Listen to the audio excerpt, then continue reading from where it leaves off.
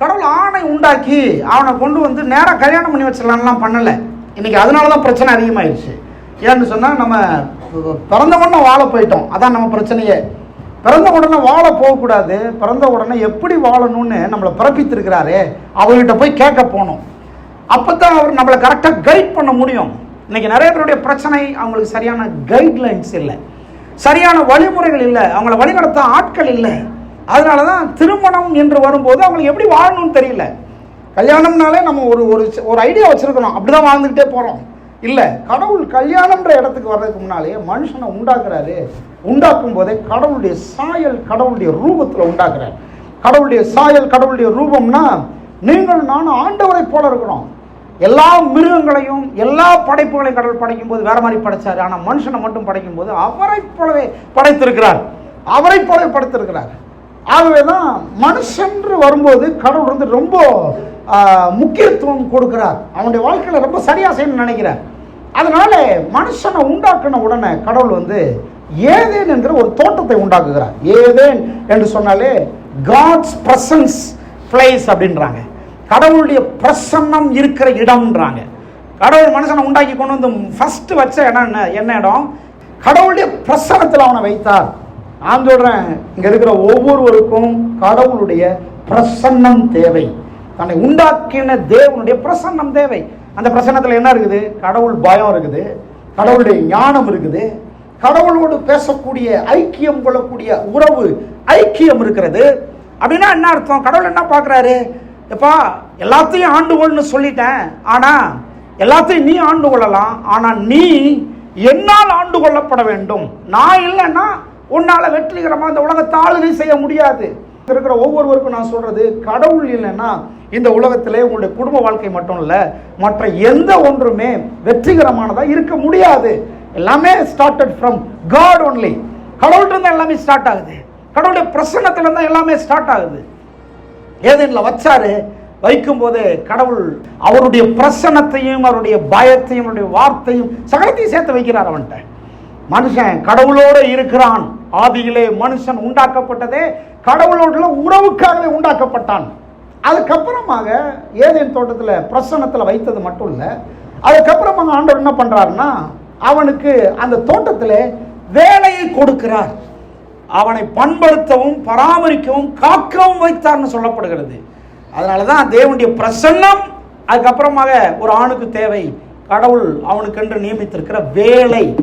ஒரு வேலை இல்லாத ஆளுக்கு கல்யாணம் பண்ணி வைக்க முடியாது. நிறைய பேர் நினைக்கிறாங்க கல்யாணம் பண்ணி வச்சுட்டா பொறுப்பாயிருவாங்க அப்படின்றாங்க. இல்லை, பொறுப்பு ஆயிரவான்னு கல்யாணம் பண்ணக்கூடாது, பொறுப்பா இருக்கிறான்னு கல்யாணம் பண்ணணும். ஒரு ஆமேன்னு சொல்றீங்களா இல்லையா? நீங்கள் சொல்றது புதுசாக இருக்குதா என்ன? பொறுப்பு ஆயிரவான்லாம் நிறைய பேர் சொல்லுவாங்க, அந்த பாட்டி மாதிரிலாம் சொல்றது தானே. கால் கட்டு போட்டால் சரியாயிருவான், காலை கட்டி போட்டால் சரியாயிருவான்னா எப்படி? அது சரியாக மாட்டான். சரியா இருக்கிறவனுக்கு தான் கால் கட்டு போடணும். எத்தனை பேர் ஆமேன்னு சொல்றீங்க? ஒரு ஆமேன்னு சொல்லுங்களேன், நல்லா சந்தோஷமா தான் ஆமேன். அப்போ ஆண்டவர் அவனுடைய வாழ்க்கையில ரெண்டாவது அவன்கிட்ட எதிர்பார்த்தது பொறுப்புள்ள வாழ்க்கை. தன்னை நிர்வாகம் பண்ண தெரியுதான்னு பார்க்குறாரு.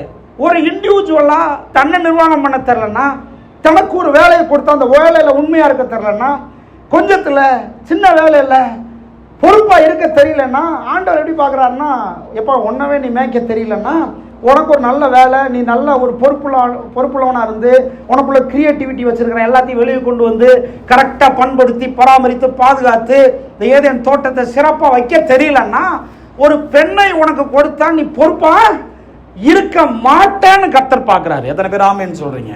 நல்லா தான் ஒரு ஆமேன்னு சொல்லுங்களேன், கையை உயர்த்தி. ஆமேன். ஆண்கள்லாம் கேட்குறீங்களா? எல்லாத்துக்கும் தான் ஆமேன். வருங்கால மாப்பிள்ளைமார்களுக்கும் தான். முதல்ல கடவுளுடைய பிரசன்னத்துக்குள்ள வர வேண்டும். கடவுள் இல்லாமல் உங்களால் வெற்றிகரமான குடும்ப வாழ்க்கை வாழ முடியாது. ரெண்டாவது, ஒரு சரியான வேலை உள்ளவர்களாக இருக்க வேணும், சரியான பொறுப்புள்ளவர்களாக இருக்க வேணும். கடவுள் பயத்துக்குள்ள இருந்தாலே பொறுப்பு வந்துடும். ஆமாவா இல்லையா? கடவுளுக்குள்ள இருந்தாலே அந்த மனுஷனுடைய வாழ்க்கை சீராயிரும், ஒழுங்காயிரும், செல்ஃப் டிசிப்ளின் வந்துடும். அப்ப எல்லாத்துக்குமே அடிப்படை கடவுள் தான். கடவுள் இல்லாம நம்ம நினைக்கிறோம் இல்லைங்க பணம் இருந்தாலும் சரியாயிரும். பணம் இருந்தால் எல்லாம் சரியாகாது. பணம் இருந்தால் எல்லாம் சரியாயிரும் நினைக்கிறோம், பணம் இருந்தால் எல்லாம் சரியாகாது. நீங்க வேணா பாருங்க, நல்ல பணக்காரங்களை கேட்டு பாருங்க. எனக்கு தெரியும், இதே பகுதியில் நிறைய பணக்காரங்கள் இருக்கிறாங்க. 2 தடவை 3 தடவை டைவர்ஸ் ஆனவங்களாம் இருக்கிறாங்க இதே பகுதியில். மகாபெரிய கோடீஸ்வரரானவர்கள், நான் சொல்கிறேன், அதுக்காக டைவர்ஸை வந்து நான் குறைச்சி சொல்லலை. ஒருவேளை அவங்க வாழ்க்கையில் செட் ஆகாமல் இருக்கலாம். ஆனால் எனக்கு ஒன்று தெரியும், அவங்களுக்கு என்ன காரணங்கள்ன்றது எனக்கு தெரியாது டைவர்ஸ் ஆனதுக்கு. ஆனால் எனக்கு ஒன்று தெரியும், கடவுள் இருந்தால் அந்த குடும்பம் சீராக இருக்கும். கைத்தட்டி ஒரு ஆமேன்னு சொல்லுங்க. ஆமேன். கடவுள் இல்லாத எல்லா பிரச்சனைக்கும் அடிப்படை காரணம். கடவுள் இல்லாதனால தான் அண்டர்ஸ்டாண்டிங் இல்லை, கடவுள் இல்லாதனால தான் சமாதானம் இல்லை, கடவுள் இல்லாதனால தான் பொறுப்புள்ள வாழ்க்கை அமையவில்லை. ரெண்டாவது, ஆண்ட எதிர்பார்க்கிறாரு பொறுப்புள்ளவனா இருக்கணும். தோட்டத்தை ஒழுங்கா பராமரிக்கிறியா, பாதுகாக்கிறியா, கடவுள் பார்க்குறாரு, செக் பண்றாரு. அவர் தான் ஓனர். ஆண்டவர் மனுஷனை படைக்கும் போது அவனை ஸ்டூவர்டா படைச்சிருக்கிறார், உக்கிரானக்காரனா படைச்சிருக்கிறாரு. இப்படி யோசிக்கும் போது என்னை பற்றி தான் எனக்கு ஞாபகத்துக்கு வருது. இந்த ஊருக்கு ஊழியத்துக்கு வரும்போது நான் ரொம்ப சின்ன பையன், விக்கி மாதிரி தான் இருந்தேன். சின்ன வயசு, 2008 வந்தேன். கல்யாணம் ஆகலை எனக்கு. ஆனால் கல்யாணம்னு வரும்போது 2011 வருடம் கல்யாணம்னு வரும்போது ஒரு சில காரியங்களை நான் செஞ்சுட்டேன். ஊழியத்துலையும் சரி, மற்ற எல்லா காரியங்களையும் ஓரளவு நான் வந்துட்டேன். இன்னைக்கு நான் இப்படி இருக்கிறேன்னு சொன்னா நான் சொல்றேன், ஒன்று கடவுள், இரண்டாவது கடவுள் கொடுத்த சில காரியங்கள்ல உண்மையும் உத்தமமாய் பொறுப்புமாய் இருக்கக்கூடிய ஒரு வாழ்க்கையை கர்த்தர் தந்ததுனால தான் இன்னைக்கு இந்த நிலைமையில இருக்கிறோம். எத்தனை பேர் ஆமேன்னு சொல்றீங்க? கைகளை உயர்த்தி ஒரு ஆமேன்னு சொல்லுங்க. ஆமேன், அல்லேலூயா. மூன்றாவது, கடவுள் ஆணை உண்டாக்கி ஆணுக்கு உடனே பொண்ணை கொடுக்கல. ஆண்டவர் என்ன பண்ணாரு? மூன்றாவது அவனுக்கு பிரமாணத்தை கொடுத்தார். இந்த கனியை புசி, இந்த கனியை புசிக்காத, இதை புசிக்கும் நாளே சாகவே சாவாயின்னு அந்த பிரமாணத்தை கொடுத்தார். அங்க பைபிள்ல ஆதியாகமம் 2 வாசித்து பாருங்க. அதுக்கப்புறம் தான் பெண் வரா. பெண்ணு கொஞ்சம் லேட்டா தான் வரா. மூன்றாவது, அந்த ஆணுக்கு பிரமாணத்தை கொடுத்தார்.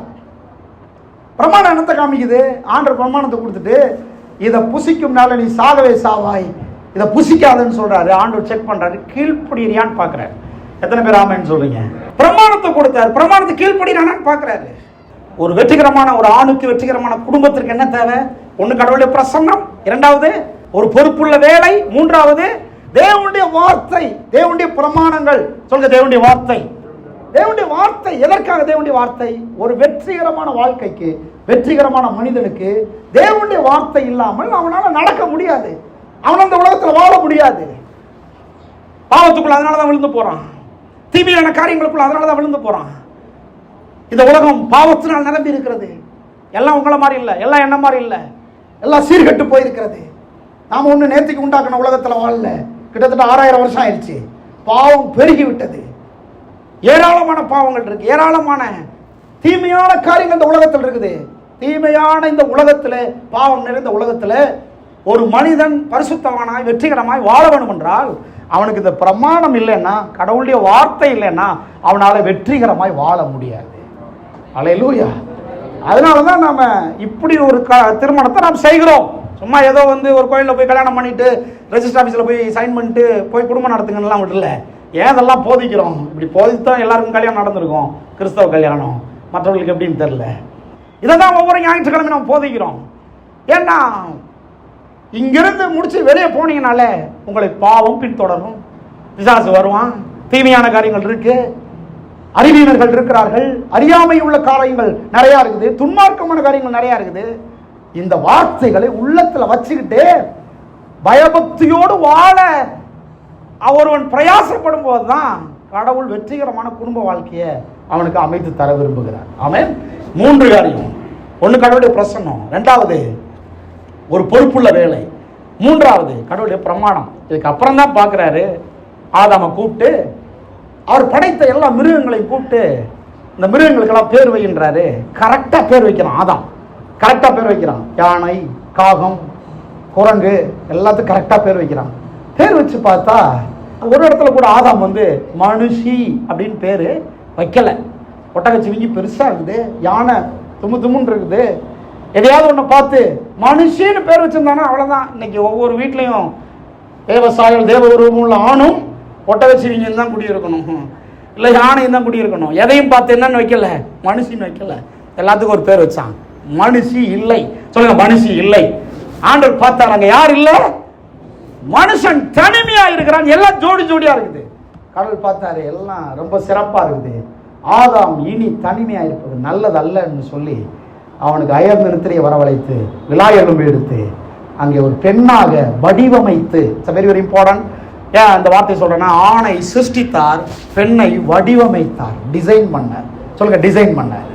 அல்லேலூயா. ஒரு ஆணை விட பெண் விலையேறப்பெற்றவள். கைதட்டி பெண்ணுக்காக கர்த்தருக்கு நன்றி சொல்லுவோம். ஆமென். ஒரு ஆணை விட பெண் விலையேறப்பெற்றவள். ஏன் தெரியுமா? கடவுள் அவளை டிசைன் பண்றார், அவளை மேக் பண்றாரு, உருவாக்கி கர்த்தர் கொண்டு வந்து நிறுத்துறாரு. ஆதாமுக்கு பார்த்தவன தெரியுது, இவள் என் எலும்பில் எலும்பும் என் மாம்சத்தின் மாம்சமா இருக்கிறாள், ஆகவே இவள் இந்த நாள்ல இருந்து மனுஷி என்று எண்ணப்படுவாள்னு சொன்ன உடனே அங்கே திருமண காரியங்கள் நடக்கிறத நான் பார்க்கிறோம். அதோட முடிஞ்சிடல. அதுக்கப்புறம் தான் வாழ்க்கையே ஸ்டார்ட் ஆகுது. ஸ்டார்ட் ஆகும்போதே ப்ராப்ளத்தோட தான் ஸ்டார்ட் ஆகுது. ஆதியாகமம் 3ஆம் அதிகாரத்தில் தான் என்ன நடக்குது? இவர் வேலையை பார்க்க போயிட்டாரு. அதான் அவர் வாட்டி வேலையை பார்க்க போயிட்டாரு. இந்த அம்மா ஏவாள் இருக்காளே, அவன் மட்டும் தனிமையா இருந்திருப்பா போல. பிசாசானவன் வந்து அவளை பார்த்து கேட்கிறான், இந்த கனியை புசிக்க கூடாதுன்னு சொன்னது உண்டோ என்று சொன்ன உடனே அவள் ஏமாந்துட்டா பாருங்க, வஞ்சித்துட்டான் பிசாசு. அவள் கனியை பறித்து புசித்தால், கர்த்தர் சொன்ன வார்த்தையை மீறின உடனே புருஷனுக்கும் கொடுத்தால், அங்கதான் ஒரு பெரிய வீழ்ச்சி உண்டாயிற்று. ஒரே ஒரு காரியத்தை நான் சொல்லி இந்த செய்தியை நிறைவு செய்ய விரும்புறேன். என்ன மிஸ் ஆனிச்சு? ஒரு பெண் வர்றதுக்கு முன்னால வரைக்கும் இவர் பொறுப்பா இருந்தாரு, தேவ பிரசன்னத்துல இருந்தாரு, வேலையில இருந்தாரு. ஒரு பெண் வந்த உடனே கர்த்தர் பராமரித்துக்கொள், பாதுகாத்துக்கொள், வெறும் தோட்டத்தை மட்டும் சொல்லல, யாரையும் சேர்த்தான் சொன்னாரு? ஆதாம ஏவாளையும் சேர்த்தா சொன்னாரு. ஏவாளையும் கவனிச்சுக்கோ, கேர்ஃபுல்லா இரு.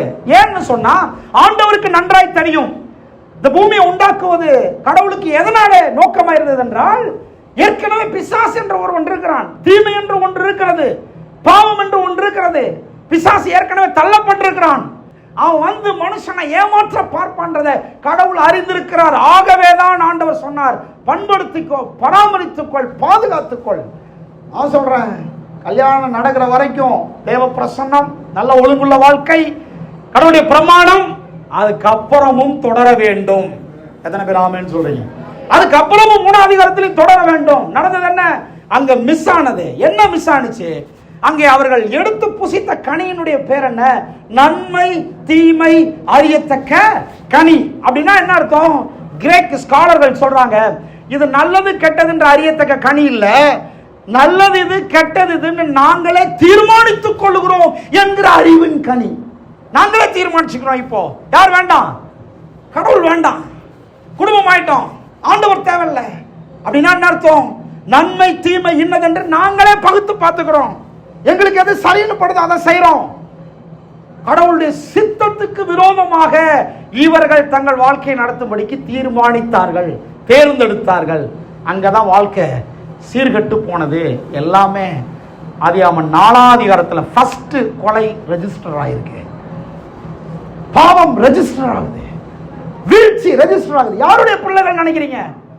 ஆதாம் ஏவாளுடைய பிள்ளைகள் பாவிகளாய் பிறக்க ஆரம்பிக்கிறார்கள். எவ்வளவு பெரிய ஒரு மோசமான நிகழ்வு என்பதை எண்ணி பாருங்கள். எதுக்காக சொல்ல வரேன்? எங்கே கடவுளுடைய சித்தம், எங்கே கடவுளுடைய பிரசன்னம், எங்கே கடவுளுடைய பொறுப்புள்ள வாழ்க்கை, எங்கே கடவுளுடைய பிரமாணம் இல்லையோ, எங்கே மீறப்படுகிறதோ, அங்கே அவருடைய வாழ்க்கை, அவருடைய தலைமுறை, அவருடைய குடும்பம், அவர்களுடைய வீடு சீர்கட்டு போகிறது. கடைசியில பாத்தீங்கன்னா பேரழிவு, சாவாமை வாழ்க்கையை உண்டாக்குனாரு, எல்லாம் செத்து போனாங்க, மனுவருக்குமே சாகிறது. எதுக்காக சொல்ல வரேன்? நான் விசுவாசிக்கிறேன், இந்த 2ஆம் அதிகாரத்தில் சொல்லப்பட்டது 3 காரியங்களும் 3ஆம் அதிகாரத்திலையும் தொடரும். கடவுளுடைய பிரசன்னம் தொடர வேண்டும், கடவுளுக்கு பொறுப்புள்ள ஒரு மனிதர்களாக மனுஷியாக வாழ்வது தொடர வேண்டும். அது மட்டும் இல்ல, கடவுளுடைய வார்த்தையின்படி ஜீவிக்கிற ஒரு வாழ்க்கை தொடர வேண்டும். அப்படி தொடரும் போது வெற்றி ரிசல்ட். எத்தனை பேர் ஆமென் சொல்றீங்க? வெற்றி ரிசல்ட், செழிப்பு ரிசல்ட், ஆசீர்வாதம் ரிசல்ட். லைட் எரியல, நீங்க லைட்டை போய் நோண்டிட்டு இருக்க வேண்டிய அவசியம் இல்லை, சுவிட்சை போட்டீங்கன்னா ரிசல்ட் அங்க தெரியும். எத்தனை பேர் ஆமென் சொல்றீங்க? அது ரிசல்ட். சொல்லுங்க, ரிசல்ட்.